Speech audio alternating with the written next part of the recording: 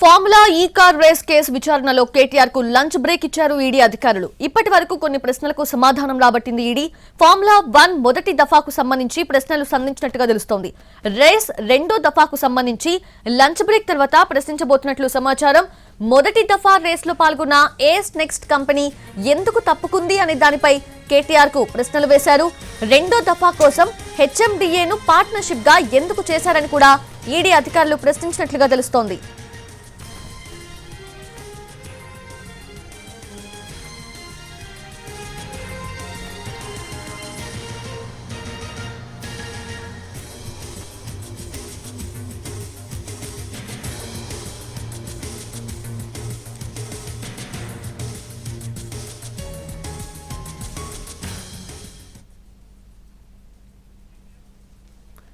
Formula ఈ car race case విచారణలో కేటీఆర్ కు లంచ్ బ్రేక్ ఇచ్చారు ఈడీ అధికారులు. ఇప్పటి వరకు కొన్ని ప్రశ్నలకు సమాధానం రాబట్టింది ఈడీ.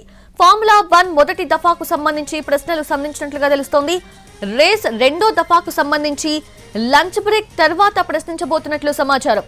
మొదటి దఫా రేస్ లో పాల్గొన్న ఏస్ నెక్స్ట్ కంపెనీ ఎందుకు తప్పుకుంది అనే దానిపై కేటీఆర్ కు ప్రశ్నలు వేశారు. రెండో దఫా కోసం హెచ్ఎండిఏను పార్ట్నర్షిప్ గా ఎందుకు చేశారని కూడా ఈడీ అధికారులు ప్రశ్నించినట్లు తెలుస్తోంది.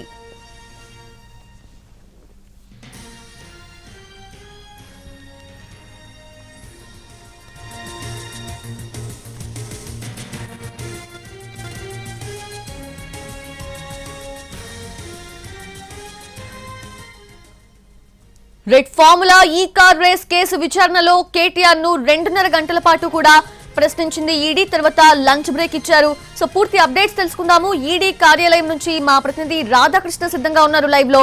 రాధాకృష్ణ, ఏంటి మార్నింగ్ 2.5 hours లో కూడా ప్రధానంగా ఏ ప్రశ్నలు సంధించారు కేటీఆర్ ని? ఎలా జరిగింది ఆ విచారణ?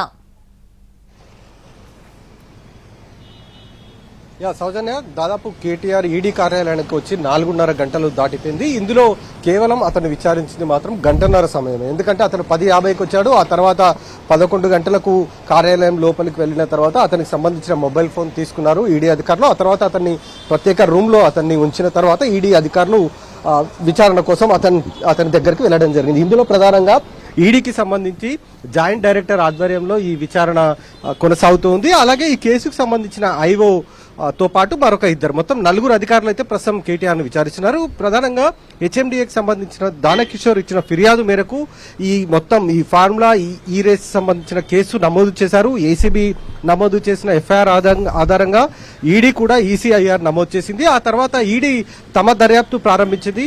ఈ దర్యాప్తులో ఫెమా చట్టం ఉల్లంఘించారు అనేది ప్రధానంగా గుర్తించడం జరిగింది. ఆ ఫెమా చట్టం కిందనే కేసు నమోదు చేసింది ఈడీ. ఇప్పుడు ప్రస్తుతం కేటీఆర్ ని కూడా ఈ చట్టం కిందనే ప్రస్తుతం విచారిస్తున్నారు. ఎందుకంటే ఫెమా చట్టంలో ప్రధానంగా నిబంధనలకు విరుద్ధంగా వీళ్ళు విదేశాలకు, అంటే లండన్ ఈ ఫార్ములా ఈ ఆపరేషన్ కి సంబంధించిన కంపెనీకి వీళ్ళు దాదాపు 46 కోట్ల రూపాయల పౌండ్స్ ని, అంటే అది కూడా విదేశీ కరెన్సీ రూపంలోనే వీళ్ళు ఆ కంపెనీకి బదిలీ చేయడం జరిగింది. ఇందులో అక్టోబర్ 3, 2024న 22 లక్షలు, అలాగే ఆ తర్వాత అక్టోబర్ 11న 23 లక్షలు, ఈ విధంగా మొత్తం 46 లక్షలు ఒకవైపు బదిలీ చేశారు. అదే సమయంలో దాదాపు 8 కోట్ల రూపాయల ట్యాక్స్ కూడా అదనంగా చెల్లించాల్సి వచ్చింది హెచ్ఎండిఏ. అసలు ఇదంతా ఎందుకు చేయాల్సి వచ్చింది? ఫార్ములా ఈ రేసుకు సంబంధించిన అంశంలో 10వ సీజన్ సమయంలో ఎందుకు స్పాన్సర్షిప్ ఉన్న కంపెనీ తప్పుకున్నది స్పాన్సర్షిప్ నుంచి అన్న దానికి సంబంధించి ఒకవైపు, ఈ ఫెమా నిబంధనలు ఉల్లంఘించి నగదు బదిలీ చేయడానికి సంబంధించిన అంశం మరొక వైపు, ఈ 2 అంశాలనే ప్రధానంగా టార్గెట్ గా చేసుకుని విచారిస్తున్నారు. అలాగే అరవింద్ కుమార్ 8వ తేదీ 9వ తేదీ బిఎల్ఎన్ రెడ్డి వీళ్ళు ఇక్కడికి ఈడీ కార్యాలయానికి వచ్చి వాళ్ళు కూడా ఇప్పటికే వాళ్ళ స్టేట్మెంట్ కూడా ఈడీ అధికారులు రికార్డ్ చేయడం జరిగింది. ఆ స్టేట్మెంట్ ఆధారంగా కూడా ప్రస్తుతం కేటీఆర్ ను విచారిస్తున్నారు. వాళ్ళిద్దరు కూడా ఒకటే అంశాన్ని చెప్పారు. తాము అప్పటి మంత్రి, ఎవరైతే మున్సిపల్ శాఖ మంత్రిగా అప్పుడు పనిచేసిన కేటీఆర్ చెప్పారో ఆయన ఆదేశాల ప్రకారమే తాము నడుచుకున్నాము తప్ప ఎక్కడ కూడా తాము తమ నిబంధనలు ఎక్కడ కూడా తాము ఉల్లంఘించలేదని వాళ్ళు ఒకవైపు చెప్పడం జరిగింది. కానీ బాధ్యతాయుతమైన పదవిలో ఉన్నారు వాళ్ళంతా కూడా అధికారులు. వాళ్ళు అప్పుడు మంత్రికి ఇదంతా కూడా చెప్పాల్సి ఉండే, కానీ వాళ్ళు అలాంటిది ఏది అతనికి చెప్పకుండానే నగదును సాధ్యమైనంత తొందరగా ఆ ఫార్ములా ఈ ఆపరేషన్స్ కంపెనీకి బదలాయించడంలో వీళ్ళిద్దరే కీలక పాత్ర పోషించారనేది ప్రధానంగా ఈడీ కూడా గుర్తించడం జరిగింది. ఆ కోణంలోనే వాళ్ళిద్దరిని కూడా విచారించింది. ఈ విచారణలో వాళ్ళిద్దరు చెప్పిన అంశాలలో మొత్తం కూడా కేటీఆర్ చెప్పారు. కేటీఆర్ ఆదేశాలు ఇస్తేనే తాము నగదు బదిలీ చేశామని చెప్పారు. మరి అలాంటప్పుడు ఇండియన్ ఓవర్సీస్ బ్యాంక్ ఏదైతే నగదును బదిలీ చేసిన బ్యాంక్ ఉందో మరి ఆ బ్యాంకుకు సంబంధించిన సిబ్బందిని మీరు ఎలా మేనేజ్ చేశారు, వాళ్ళు నిబంధనలు కూడా వాళ్ళు కూడా పట్టించుకోకుండా ఏ విధంగా ఇంత నగదును విదేశాలకు బదిలీ చేశారన్న దానికి సంబంధించి కూడా వాళ్ళని ఆ అంశాన్ని కూడా పరిగణలోకి తీసుకొని విచారించడం జరిగింది. ఇప్పుడు అదే విషయాన్ని కేటీఆర్ ని కూడా అడుగుతున్నారు. మీరేమన్నా నేరుగా బ్యాంకు సిబ్బందికి ఫోన్ చేశారా, అక్కడ ఉన్న మేనేజర్కి కానీ ఇతర సిబ్బందికి ఎవరికైనా ఫోన్ చేసి అడిగారా, వాళ్ళని ఏమన్నా వాళ్ళపైన ప్రెషర్ పెట్టారా అన్న దానికి సంబంధించి కూడా ఒకవైపు అడుగుతున్న సందర్భం ఉంది. అలాగే స్పాన్సర్షిప్ సంబంధించిన అంశము, ఇప్పుడు నగదు బదిలీ దాంట్లో ఫెమా చట్టం ఉల్లంఘన, ఈ మొత్తం 6 అంశాలపైన కేటీఆర్ ని ప్రస్తుతం ఈడీ అధికారులు అయితే ప్రశ్నిస్తున్నారు. కొద్దిసేపటి క్రితం అతనికి గంట పాటు కేటీఆర్ కి లంచ్ బ్రేక్ ఇవ్వడం జరిగింది. లంచ్ బ్రేక్ పూర్తయిన తర్వాత ఒక 5 నిమిషాల క్రితమే మళ్ళీ విచారణ ప్రారంభమైంది. ఎందుకంటే అతన్ని 6 గంటల వరకు విచారించే అవకాశం కనబడుతుంది. మరి ఆ తర్వాత ఏం జరగబోతుంది అనేది ఉత్కంఠగా ఉంది. ఈ రోజు జరిగే విచారణే చాలా కీలకంగా ఉంది. ఎందుకంటే ఫార్ములా E1 రేస్ కేసులో A1 గా కేటీఆర్ పేరు ఉంది కాబట్టి ఇవాళ అతని విచారణే చాలా కీలకంగా ఉంది. ఈ రోజు జరిగే విచారణలో ఈడీ అధికారులకు అతడు ఎలాంటి సమాధానాలు చెప్తాడో ఆ సమాధానాలపైనే తదుపరి దర్యాప్తు కూడా ఆధారపడి ఉంది. సౌజన్య, అంటే రాధాకృష్ణ ఫస్ట్ అక్యూజ్డ్ గా ఉంది కేటీఆర్, కానీ ఈ కేసులో ఈడీ చేత ప్రశ్నించబడుతోంది లాస్ట్ ప్లేస్ లో ఉన్నారు. అంటే ప్రీవియస్లీ ఆల్రెడీ ఇద్దరు స్టేట్మెంట్స్ కూడా రికార్డ్ చేశారు, బిఎల్ఎన్ రెడ్డిది అండ్ వాళ్ళది. సో ఆ రికార్డ్స్, ఆ స్టేట్మెంట్స్, ఆ వాంగ్మూలాన్ని బేస్ చేసుకొని కూడా ఈడీ ప్రశ్నించే అవకాశం ఉంది కాబట్టి కేటీఆర్ ని. సో ఫర్దర్ అంటే ఇప్పుడు స్టార్ట్ అయిన ఈ విచారణలో ఫర్దర్ క్వశ్చన్స్ ఎలా ఉండబోతున్నాయి? ప్రధానంగా ఇప్పుడు మాత్రం అంటే ఉదయం నుండి అసలు తను ఈ కేసుకు సంబంధించిన అంశంలో ఏం చెప్పాలనుకున్నాడో కేటీఆర్ ని పూర్తి స్థాయిలో ఆ వివరాలు సేకరించారు. ప్రస్తుతం మాత్రం ఫెమా చట్టానికి సంబంధించి నిబంధనలు ఎలా ఉల్లంఘించారు, మీరు ఎలాంటి ఆదేశాలు జారీ చేశారనేది ప్రధానంగా అడుగుతారు.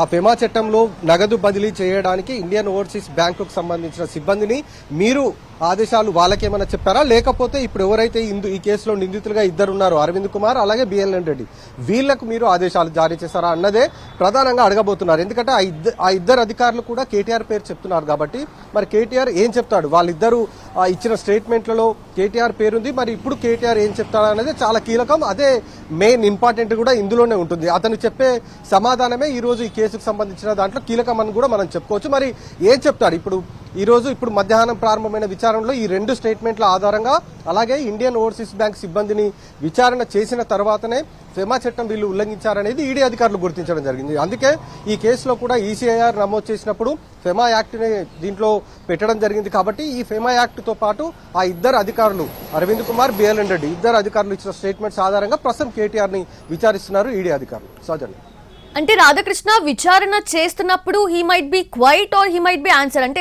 ఆయన ఆన్సర్ చేయొచ్చు, కొన్ని క్వశ్చన్స్ కి సైలెంట్ గా కూడా ఉండొచ్చు అనేది ఉంటుంది. సో ఇన్ దట్ వే ప్రతి క్వశ్చన్ కి కూడా ఆన్సర్ చేస్తున్నారా కేటీఆర్? ఏమైనా అప్డేట్స్ ఉన్నాయా దానికి సంబంధించి?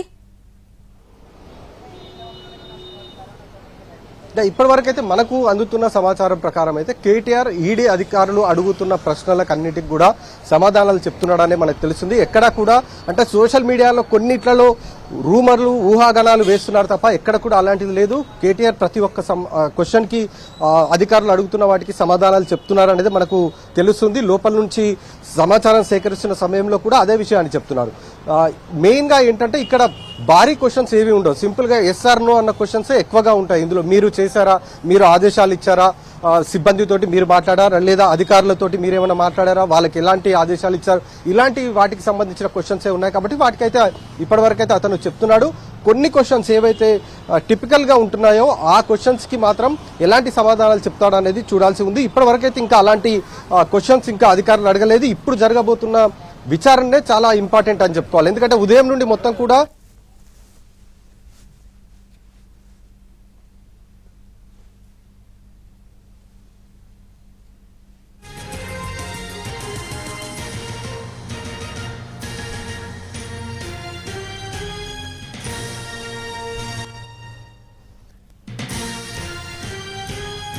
అది లంచ్ తర్వాత రెండో రౌండ్ విచారణ అయితే కొనసాగుతోంది. మా ప్రతినిధి రాధాకృష్ణ దానికి సంబంధించి అప్డేట్స్ కూడా అందించారు.